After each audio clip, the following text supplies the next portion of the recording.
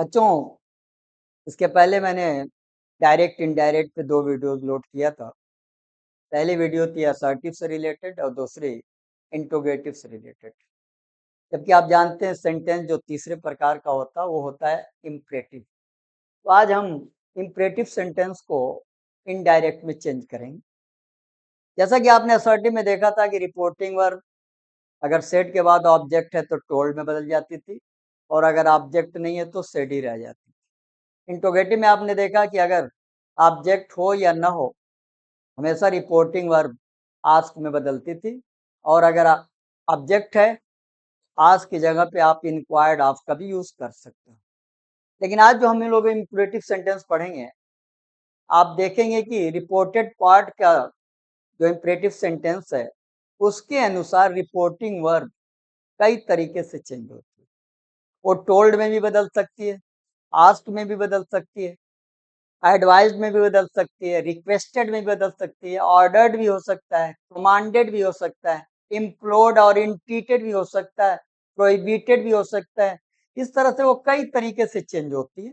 तो सबसे पहले हम जो यूज करें, आपको ये बताना चाहते हैं कि इंपरेटिव सेंटेंस होता क्या है।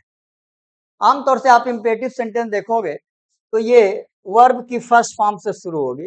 जैसे ये सेंटेंस है, डू इट, ये इंपरेटिव सेंटेंस है।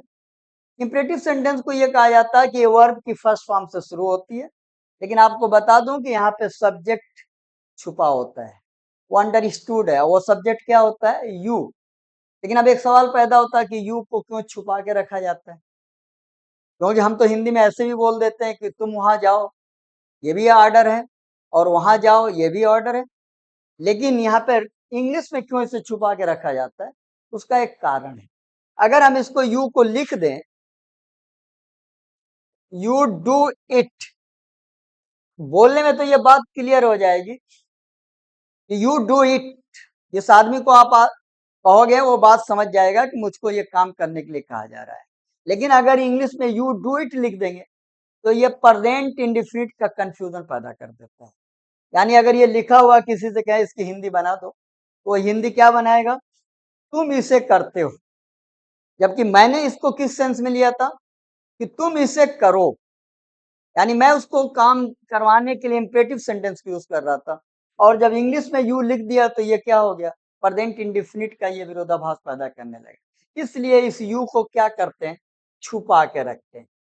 एक चीज और मैं आपको क्लियर कर दूं कि इंपेरेटिव सेंटेंस का जब निगेटिव बनता है तो डू नॉट से बनता है। अब एक क्वेश्चन पैदा होता है कि क्यों नहीं डज नॉट से बना? सोचिए जरा, क्यों नहीं डज नॉट से बना, क्यों डू नॉट से स्टार्ट होता है? उसका कारण यही है कि इसका सब्जेक्ट क्या होता है? यू, और यू के लिए हमेशा क्या यूज होता है? Do not. इसीलिए इंपरेटिव सेंटेंस का जो निगेटिव होता है वो डू नॉट से शुरू होता है। तो ये तो मैं आपको बताया कि इंपरेटिव सेंटेंस क्या होता है।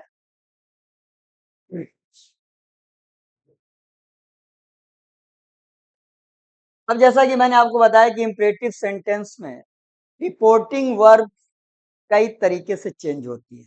सबसे पहले हम क्या लेंगे? आस्क्ड या told.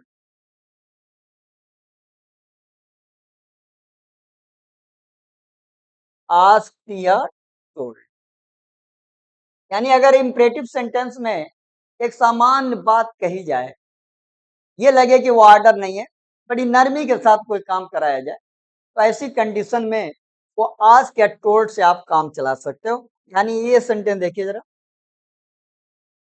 He said to me sit. इसका मतलब हुआ कि उसने मुझसे कहा कि बैठ जाओ। अब ये बात क्लियर नहीं हो रही है इससे कि ये ही जो है मी को सख्ती के साथ कह रहा है या बहुत गर्मी के साथ कह रहा है, ऐसा कोई बात क्लियर नहीं होती। इसलिए हम इसको बदल देते हैं किसमें?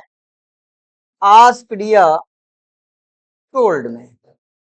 दोनों में से कोई आप यूज कर सकते हो। तो he asked told me, connecting ये सारे कॉमास हट जाएंगे, और यहाँ पर आप कनेक्टर के रूप में या ये कहिए कि कॉमा की जगह पे क्या यूज कर देंगे? टू। और टू, जैसा कि आप ग्रामर का रूल जानते हो कि टू के बाद हमेशा मेन वर्ब की फर्स्ट फॉर्म यूज होती है, इसलिए यहां पर हम लिख देंगे क्या, सिट। इस तरह से ये आपका इनडायरेक्ट बन गया। इसकी हिंदी बनेगी, उसने मुझसे बैठने के लिए कहा। लेकिन एक चीज क्लियर है कि ये आदेश नहीं है, इसने बहुत ही इत्मीनान से या नरमी से इसने कहा कि आप बैठ जाओ। दूसरा एक सेंटेंस और मैं एग्जांपल देता हूं। She said to him go there. बच्चों यहां पर भी देखो, बिल्कुल ये बात क्लियर नहीं हो रही है कि शी ने हिम को आदेश दिया। बड़े आराम से उसने कहा कि वहां चले जाओ। लेकिन अगर बात अगर हो और हम वहां पे खड़े हो, अगर वही वो बात कह रहा है कि वहां जाओ, तो ये लगता है कि वो आदेश दे रही है। लेकिन जब नर्म से वो कह रही है कि वहां चले जाओ, तो इस भाव से हमको इसको बना देंगे क्या, कि शी आस्क्ड, यहीं पे चाहे तो आप टोल्ड भी लगा सकते हो, शी आस्क्ड हिम, और फिर टू लगा करके आपको वर्ब की फर्स्ट फॉर्म लगा लीजिए और इस क्लियर को हटा दीजिए।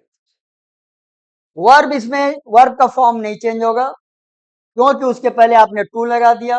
और ग्रामर का रूल है कि अगर टू के बाद हमेशा मेन वर्ब की फर्स्ट फॉर्म लगेगी, जिसको हम लोग ग्रामर की लैंग्वेज में इन्फिनिटिव करते हैं। ये देखने में आपको वर्ब लग रही है, लेकिन बच्चों मैं बता दूं ये वर्ब नहीं है, ये नाउन बन गई।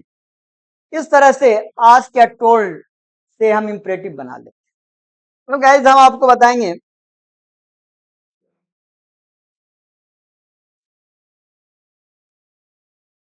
इंपरेटिव सेंटेंस की। आप ज्यादातर लोग हिंदी ये बताते हैं कि ये हिंदी इसकी होती है आदेशात्मक, लेकिन मैं आपको बता दूं कि इंपरेटिव में हमेशा आदेश नहीं दिया जाता, रिक्वेस्ट भी किया जाता है, एडवाइस भी दी जाती है, सजेशन भी दिया जाता है, कभी कभी तो इसमें इनवाइट भी हो जाता है, ऑफर भी हो जाता है।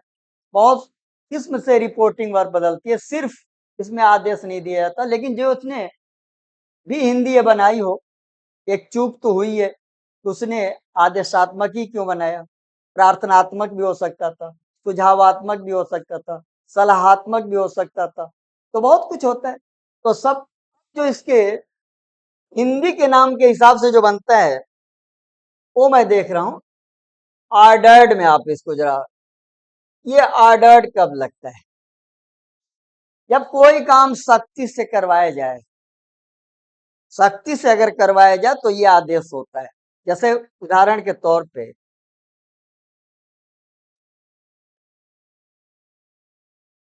द टीचर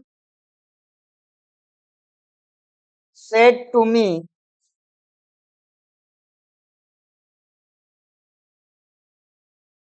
शट अप, यानी चुप हो जाओ। अब ये बात लग रही टीचर कह रहा है मी से, जाहिर सी बात है कि ऐसी कंडीशन में ये आदेश झलक रहा है। तो ऐसे में आपकी ये रिपोर्टिंग वर्ब बदलेगी, द टीचर ऑर्डर्ड मी, और बाकी काम फिर वही टू लगा करके आप इसको उतार लीजिए। एक और एग्जांपल मैं देता हूं, जिससे बात बिल्कुल क्लियर हो जाएगी कि ऑर्डर है। The master said to the servant,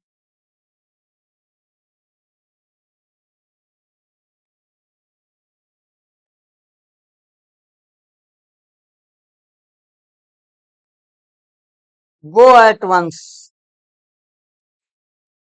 बच्चों ये सेंटेंस देखो, मालिक ने नौकर से कहा तुरंत जाओ। नौकर पे मालिक का ना राइट होता है कि वो उसको आदेश दे सकता है। इस सेंटेंस से ये क्लियर है कि ये उसको आदेश दे रहा है। ऐसी कंडीशन में आप इसका इनडायरेक्ट बनाओगे, the master ordered the servant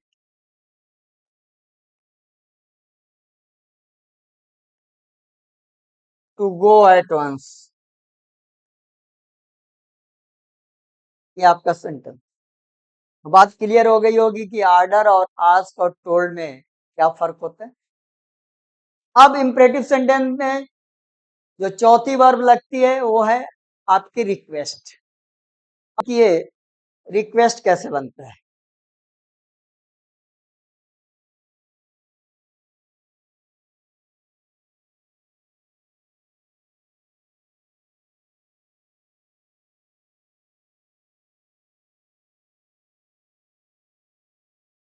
reporting verb requested में कैसे बदलेगी?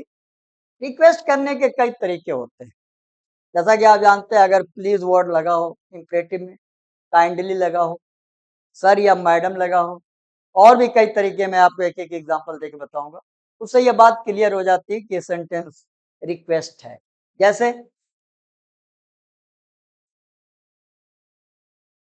ही said to me please do it. अगर इस प्लीज को मैं हटा दूं, डू इट लगा दूं, तब इस रिपोर्टिंग वर्ब को आप कई तरीके से चेंज कर सकते हैं। आस्क में बदल सकती है, टोल्ड में बदल सकती है। अगर हम ये समझे कि इसने सख्ती से कहा तो ये ऑर्डर्ड भी हो सकती है। लेकिन अब ये प्लीज वर्ड लग गया, इससे ये जाहिर हो गया ये वर्ब, ये सेंटेंस क्या है? रिक्वेस्ट है। तो ये प्लीज की वजह से ये रिपोर्टिंग वर्ब आपकी बदल जाएगी। ही रिक्वेस्टेड, ही रिक्वेस्टेड मी। अब ये प्लीज गायब हो जाएगा क्योंकि उसका सेंस रिक्वेस्ट में आ गया, और कनेक्टर के रूप में आप क्या लगा लेंगे? टू, और इस तरह से ये बन गया टू डू इट। बात समझ में आ गई होगी। एक एग्जांपल और मैं देता हूं।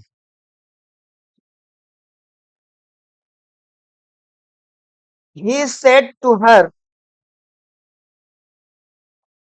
उसने उससे कहा,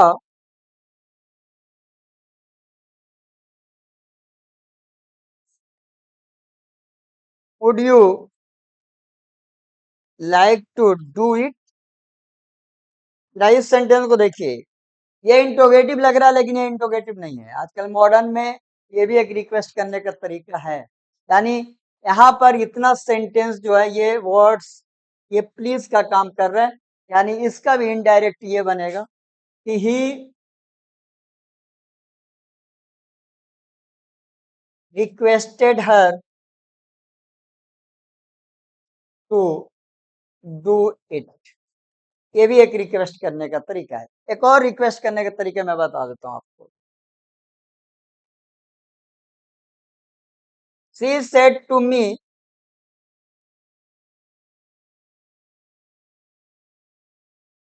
do it.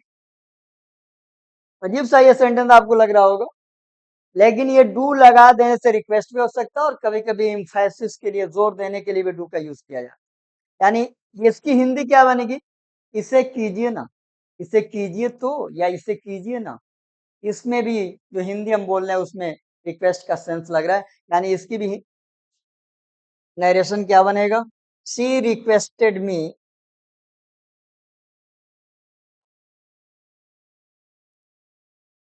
To do it. ये रिक्वेस्ट करने के कुछ तरीके थे। अब इंपरेटिव सेंटेंस से एडवाइस का भी भाव आता है, तो वो देख लीजिए आप। एडवाइस, एडवाइस के बारे में तो आप जानते ही होंगे कि एडवाइस और आर्डर में फर्क क्या है। आर्डर में कोई काम आपकी इच्छा के विरुद्ध कराया जाता है, यानी आपकी इच्छा नहीं होती। जैसे मैं किसी से कहूँ कि स्टैंड अप हो, उस बच्चे की इच्छा क्या है बैठने की, मैं उसे आदेश दे रहा हूँ या उसे यह कह रहा हूँ कि खड़े हो जाओ। लेकिन रिक्वेस्ट में क्या, एडवाइस में क्या होता है कि इसमें हमेशा ऑब्जेक्ट का बेनिफिट होता है। जैसे मैं किसी बच्चे से अगर ये कहूँ कि वॉक इन द मॉर्निंग, सुबह में टहला करो, तो ये एडवाइस है। अगर मैं उससे कहूँ ओबे योर पेरेंट्स, तो ये एडवाइस है। मैं उससे कहा हेल्प द पुअर, तो ये एडवाइस है। तो एडवाइस में आप जरा देख लो, जैसे ही सेड टू मी, उसने मुझसे कहा वॉक इन द मॉर्निंग, सुबह में टहला करो।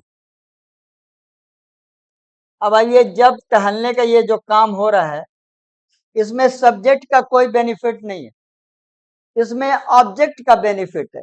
इसका मतलब कि ये उसको सलाह दे रहा है, तो ये रिपोर्टिंग वर्ब आपकी बदल जाएगी एडवाइज्ड में। तो आप इसको बना लोगे, he advised me to walk in the morning.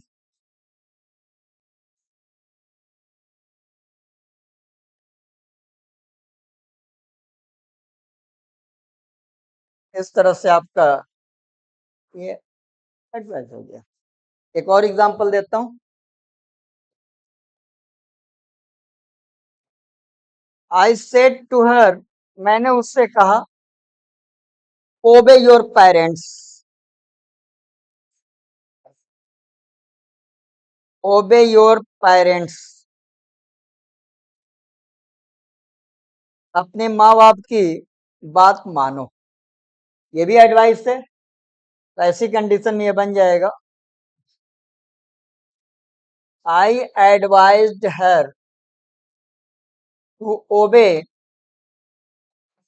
Your का पर्सन चेंज कर लीजिए, सेकंड पर्सन है, हर जाके उसकी जगह लेगा, तो यह बन जाएगा हर पेरेंट्स।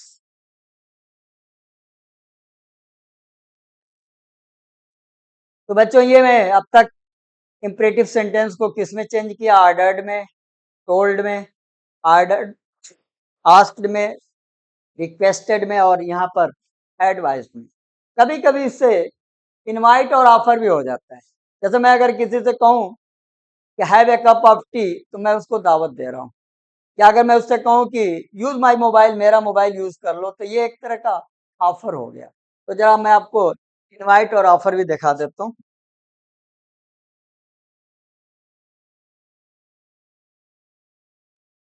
ये रिपोर्टिंग वर्ब इनवाइटेड या ऑफर्ड में भी चेंज हो सकती है।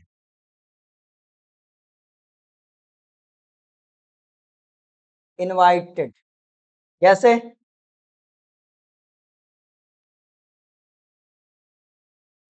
She said to me,